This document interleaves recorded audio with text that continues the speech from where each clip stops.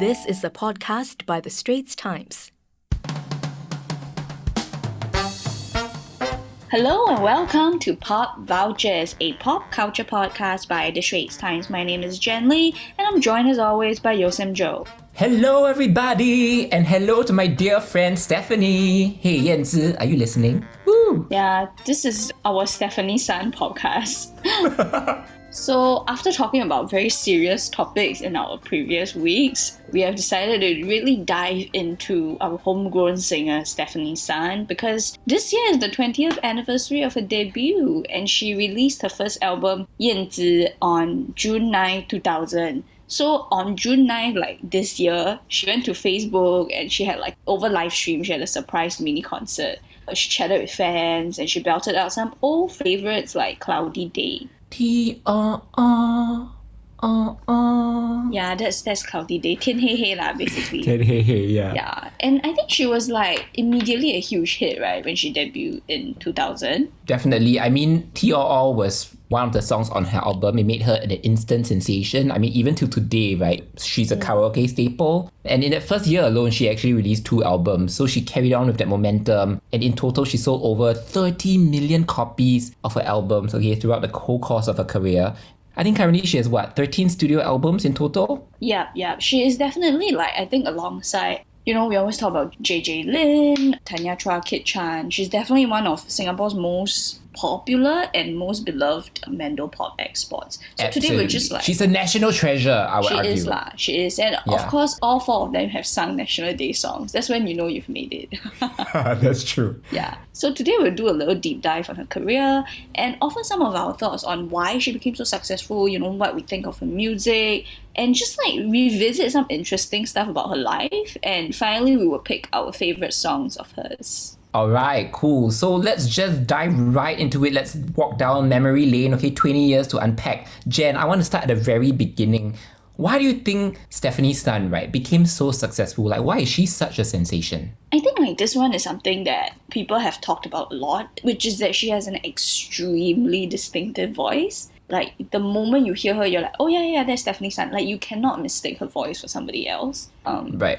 It may not be the best or the most angelic voice or the most powerhouse voice, right? But it's very uniquely her. So I think that's part of the reason why she became so popular. Yeah, I think in Mandopop, they have this phrase called 实力派 and another phrase called 偶像派, right? Yeah. So idol style versus people with legit capabilities, but also not that idols have no legit capabilities. It's sort of how you are packaged. Right. It's kind of like in a K-pop band, okay, are you a visual? Are you this? I mean, you can still sing and you can do everything. But I mean, Stefanie Sun she's not known for a big belting voice like say A-mei, for instance, right? But she's definitely a great singer, and the people who discover her actually spotted something special in not just her voice but also her whole image, the fact that she's unique lah. Yeah, so she basically went to learn how to sing at the Lee Yeo Sam School of Music. So the music producer brothers Paul Lee and Peter Lee, they have been big drivers in the Mandopop industry locally and overseas. So they helmed many of Stefanie Sun's albums. They helped with the development of it, and basically she was singing there, and then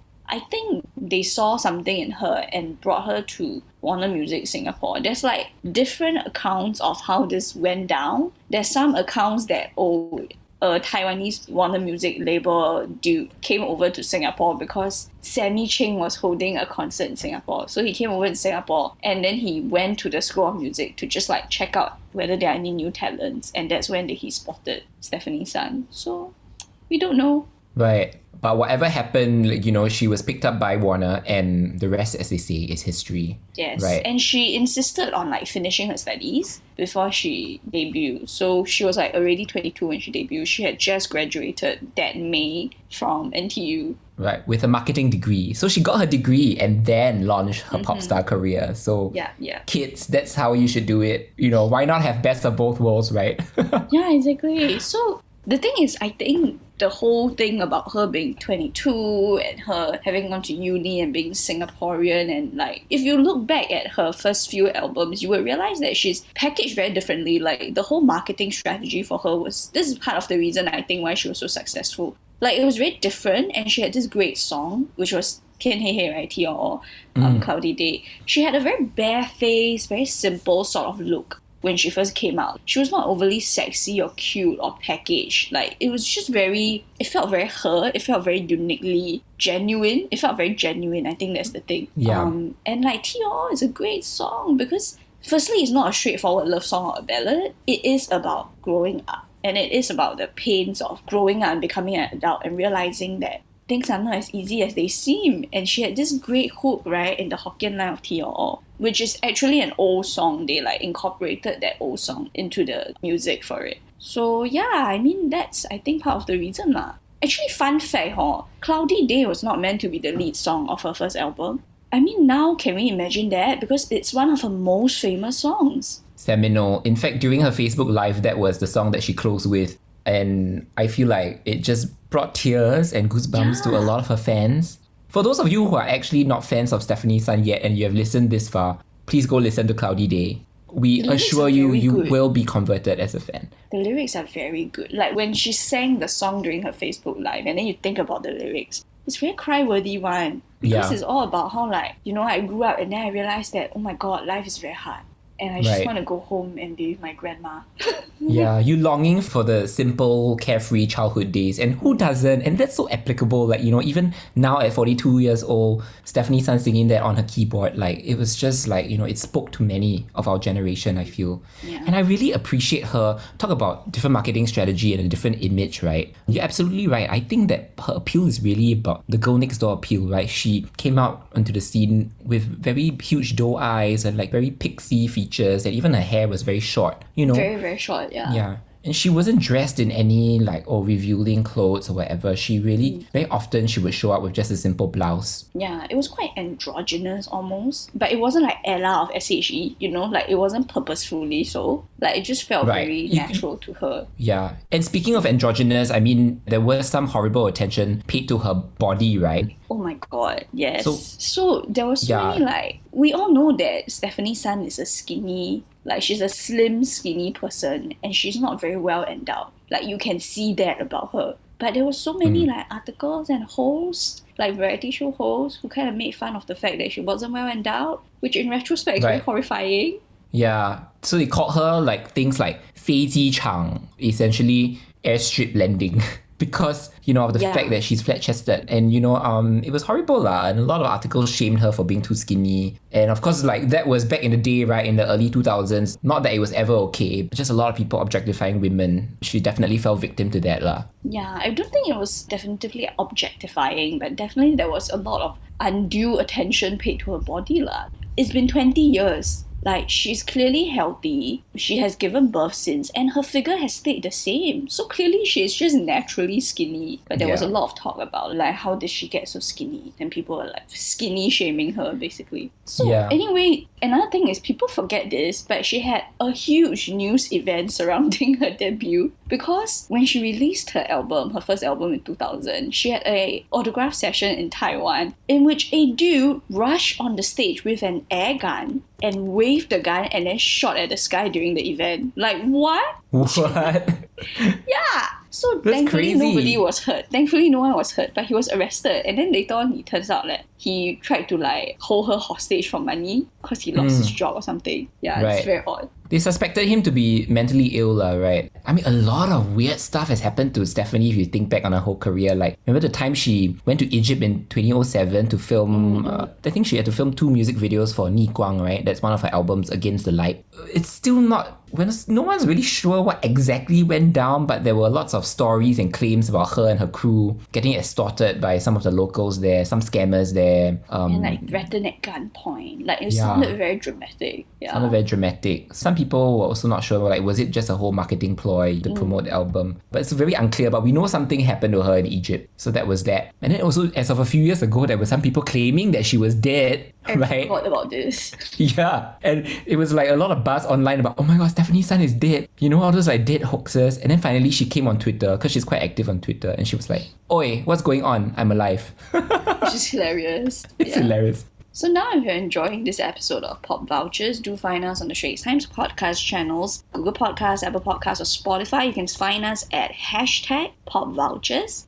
Some of our episodes are on YouTube as well, so do check that out. Like and rate us now. Back to our show. Let us continue with Stefanie Sun. Alright, so Stefanie Sun, gosh, I mean, there's so many reasons why we love her. We talk about her image, and we talk about her voice, and obviously some exciting events, right, that have happened. What do we think of her music? What is it about her music that appeals to so many people? Jen? I think for me, I'm personally speaking as somebody who has grown up with her music. I mean, I was 6 when she debuted. So I think the music stood out because it was not always about love and men, which was not very common at that time. I love A-mei, right? Come on now, we all love A-mei, let's be honest. Yeah, she's a queen. She's a queen, but all the famous A-mei songs are about heartbreak and falling in and out of love. 记得, 听海, it's all about falling in and out of love. 简爱, 解脱. So that's part of the reason why I feel like Stefanie Sun's songs stood out. Because of course she has love songs. Everyone has. But it's not fully about love. Like Burn, which is running, is a great song for running actually. And it is a good workout song. Yeah. So she has a lot of songs that are outside of the realm of normal themes. I mean, we talked about this. She was not made to be cutesy.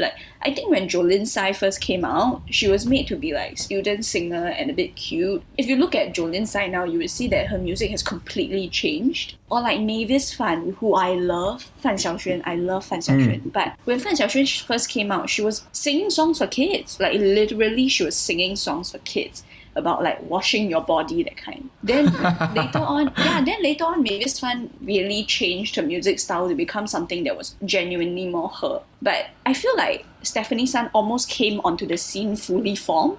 She came into our consciousness almost like someone who already knows. Of course, she changed and grew, but your first image of her doesn't feel too far from what she is now. And so in 2000, Jay Chou also debuted as well. So 2000, Jay Chou also released an album after his own name. So it was Jay or something. And so Yanzi was Yanzi, right? So I think that's kind of the year that you can, this is my own opinion, but that's kind of the year where you sort of draw a line in the sand and be this is a seminal change for Mandopop. This is where you can see Mandopop change. Because it became to focus a lot more on singer-songwriters making their own music. This was rap became really mainstream because of Jay Chou, and then having a lot of personality, what they call 风格, right? 特色 in your own songs. But her songs were still mainstream and catchy enough. That's really how I feel she stood out. And fun fact here, we were talking about Jay Chou, right? So year 2000 was super star-studded debut year. So the year that Stefanie Sun competed for the Golden Melody Best Newcomer Award, which she won. She won the Golden Melody Best Newcomer Award. Deservingly so. Yes, deservingly so. But she competed against Jay Chou, Christine Fan Weiqi,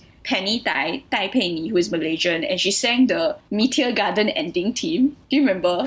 She sang the ending theme to Meteor Garden. 我明白我要的爱, which is super famous.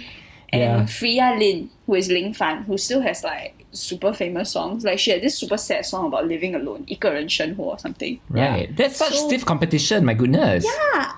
And all of them super can sing, and all of them have carved out very successful careers following year 2000. So I mean, sometimes you look back at Best Newcomer Awards, and there are complete nobodies that have not made it. Yes, one-hit wonders and everything. Yeah. And I think it's really testament to how unique Stefanie Sun is in the whole industry. Even alongside such stiff competition, right, she already had a niche. Right at 22, she was already so different, and she had her own artistry carved out. I love it. I just love it. And I still love her to today because of that. Yeah. I also like that she has kept her music very genuinely her.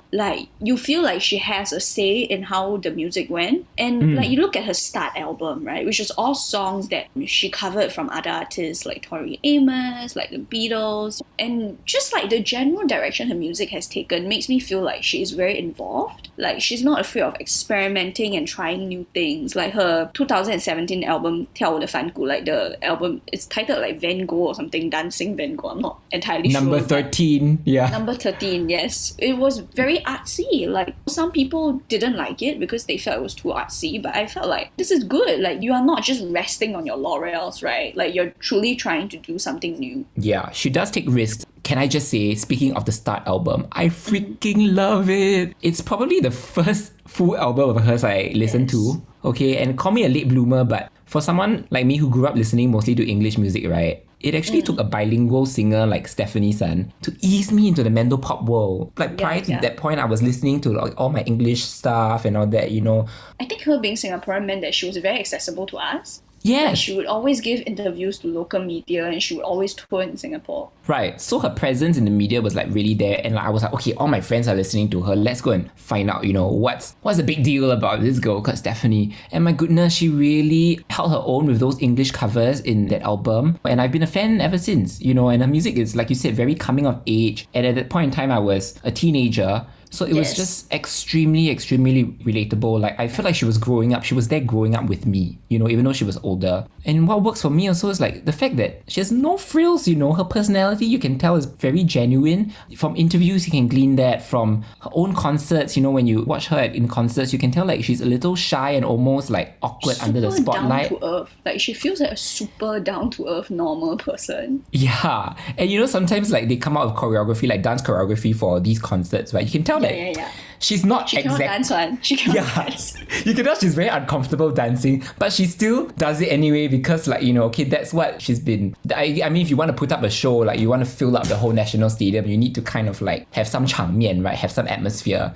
But that's what makes her so real, you know. She's not this polished dance pop princess or anything. She's a songbird, and she's just one who's, you know, as we saw in her Facebook Live also, she's just one to happily sing in a t-shirt and take off her shoes. It wasn't even like a super nice t-shirt. It was just a plain white t-shirt, and then she had like a hair tie around her wrist.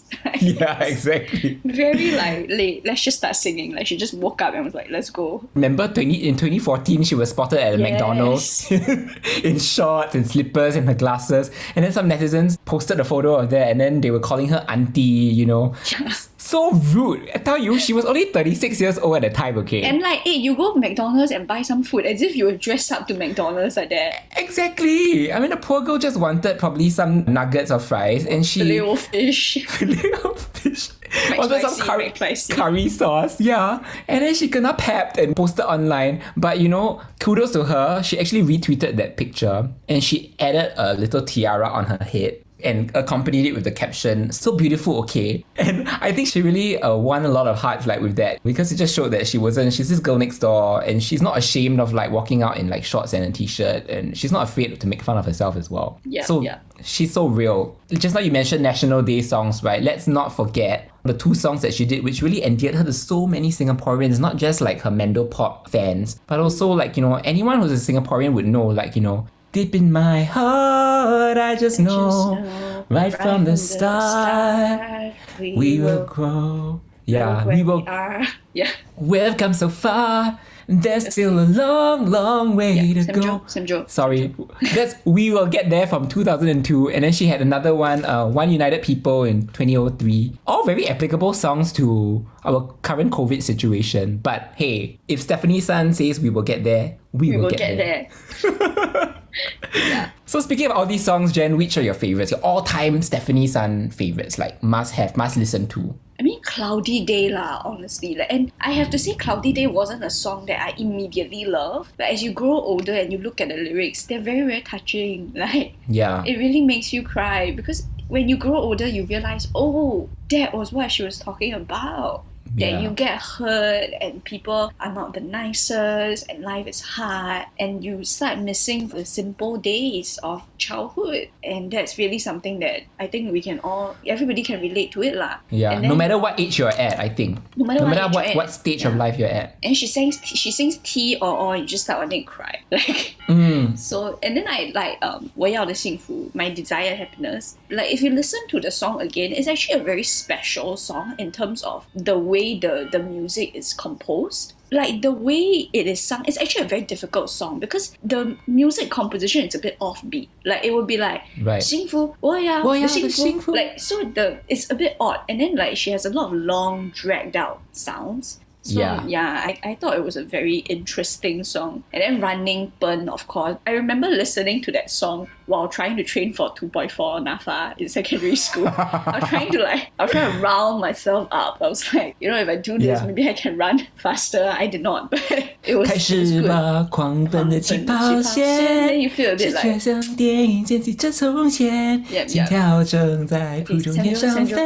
Jo. Sorry. Yeah. So I also really like Encounter 遇见, which is the soundtrack to Turn Left Turn Right 向左走向右走. Oh, which yes. I loved. The Jimmy Liao book. Yes, because when I was young, right, I don't know who bought this book, but somebody bought Jimmy Liao's 向左走向右走. It was in my home and I read it as a kid and I remember thinking it was so romantic. Like, I still think it's super romantic and I still find it very, very beautifully illustrated. Right. And I just loved the book. So I loved the movie, which was Liang Yongqi, Gigi Leong, and Jin Cheng-woo, Takeshi Kaneshiro. And Oh my goodness. yes, which Takeshi Kaneshiro is so good looking. But anyway, and But what a power combination, that's what I meant. Yeah. power combination. It was like Gigi Leong, Takeshi Kaneshiro, Jimmy Liao, and Stefanie Sun. Like, how can you not Right. be in love? Right, formula for success right there. For those who are unfamiliar, like Turn Left, Turn Right is a story about a couple, right, who literally Yeah. live in the same building. They live in the same building, but one only walks left, one only walks right. Of course, Right. it is not like realistic, but that was Jimmy Liao's books are a bit like surreal and a bit out of this world. Yeah. But Turn Left, Turn Right was one of his books that had a super obvious storyline. So one turns left, one turns right, so they never meet. And then one day they like go to this park where there's a round fountain, so they meet at the fountain, and then they fall in love. But it's only one day, and then they give each other their numbers, but the rain washes the numbers away, and they never see each other again until like the end of the book. Oh, yeah, so touching. And I think that with Steph Sun's voice and her music, it really pulled that tale together because she just has the right kind of like vocal tone for that. A bit of like longing in her voice and a bit of, you know, Melancholic voice. yeah, and her voice is very good for bittersweet songs. Like, this is Yes. just life. Such is Speaking of life. that, what are your favorite songs? My favorites are so many. I don't know how to choose. Okay, but I have to compartmentalize. Okay, I'll start with the slow songs and I'll go on to the fast songs. The ballads. Slow, I really love 开始懂了. Another coming of age song. It's so good. It's just, it gives me goosebumps every single time. It's just her singing quietly about how she has come to realize a lot of things in this life. It's a coming of age song. It's not really about like love per se. I mean, she does talk about love in there, but she also talks about growing up and She says, 有昨天还是好的. Oh, yeah. How do you translate that? it's like, it's still good to have yesterday, but tomorrow is your own. And then Right. just And like, happiness is a choice. And how, oh wow, I didn't know people could be so gentle. So her realizing that some people can be good and that, like, you know, love is ever moving and it's not necessarily easily controlled. Oh my goodness. So to the point and right to your heartstrings. Gets me every single time, that song. And of course, like her karaoke classic staples, if you go and sing karaoke in the KTV bar or any KTV establishment, you walk past the rooms, you will somebody definitely is belting hear this. somebody is belting 我怀念的是无话不说 Which is 我怀念的 her most 是 like- 一起做梦 Her super straightforward breakup song.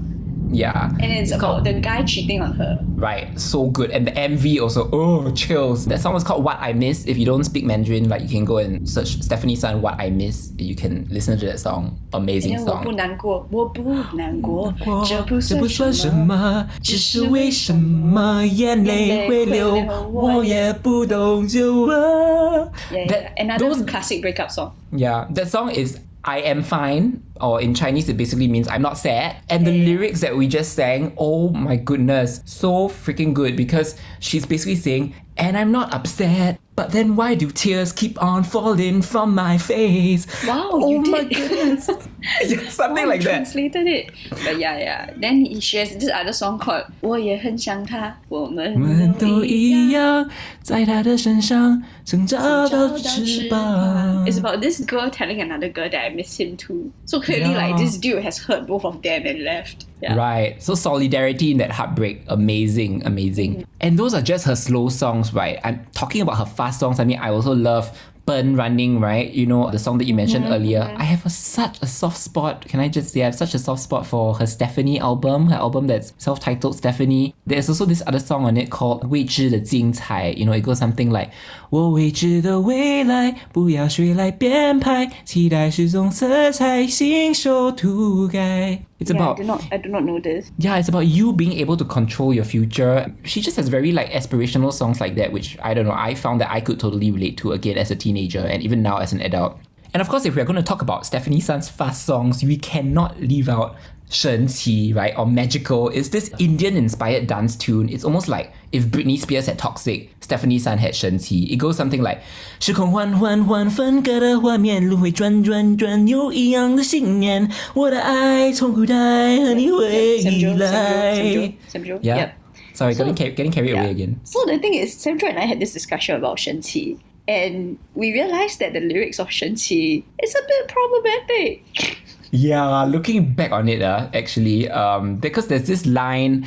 Okay, she talks about going into this foreign land, right? Yeah. Okay, and she has this lyric that goes like, oh gosh, how do I even say? Basically, the lyrics is like she's describing somebody that someone has a red dot in between their brows. And that there's a veil covering their face, which is a very explicit reference to like Indian women with saris, right? Right, so it's like 眉中间有个红点，头纱遮住脸. So that's the line. And then the next line is as if everyone has a special smell. When I smell it, I realize it's curry. So 好像每个人都有特别气味，闻了才发现那是咖喱作祟。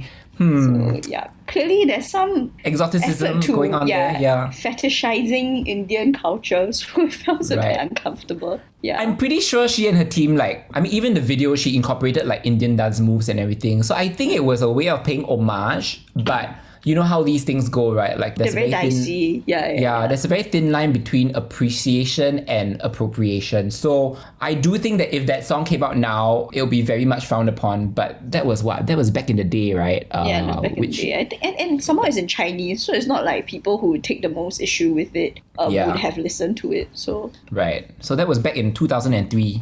One of her most famous songs, and I love it for it just makes me want to dance every single time. I don't know. It's a great song. Yeah. Okay, I think that's about it for today. Definitely. Please write to us. What are your favorite memories of Stefanie Sun, right? Like, if you have also, like us, grown up with her over the past 20 years. Can you imagine? It's been 20 years, Jen. Yeah. Jay Chou also 20 years. Jay Chou. Okay, I know I promised you we should do an episode on Jay Chou at some point. Yeah, we need to really dive into it. Again, I'm gonna say this, I always say this, Jay Chou's best music was when he was with Jolin Tsai. I'm just saying it. I'm done. I'm done. Okay. That's another episode for another day. But we thought we should, dedicate this one to our homegirl and national treasure, Yanzi, Sun Yanzi. Yanzi, if you're out there listening to this, we love you. Please come back, make more music, and we can't wait to see you at your 20th anniversary concert, whenever it's happening. Yeah, I know COVID has thrown a wrench into your plans, but please come back. Yeah, we sound like just two teenagers gushing over our idol, which is true. Yeah, which is true. But she is a national treasure. Yeah, sorry, not sorry. Okay, that's your dose of pop culture for this week. Do find us on #PopVultures on Apple Podcasts, Spotify, iTunes, wherever you get your podcast from. And please rate and subscribe and listen to us and like us. Thank you so much. Yes, write to us. Tell us what you think. You can email us at podcast@sph.com.sg. You can also email Jen at jenlee@sph.com.sg or me at yosamjo@sph.com.sg. You can also reach out to us on Instagram. You can find me at Jen Lee Writes. And you can find me at Sam_Jomato. Yeah, and that's your dose of pop culture for this week. He's Sam Jo. She's Jen. And we are Pop Vultures. Thank you for listening. That was an SPH podcast by the Straits Times. Find us on Spotify, Apple or Google Podcasts, or streaming on Google Home. Do feedback to us at podcast@sph.com.sg. You can also check out more podcasts on various topics at the Straits Times, the Business Times, and Money FM 89.3.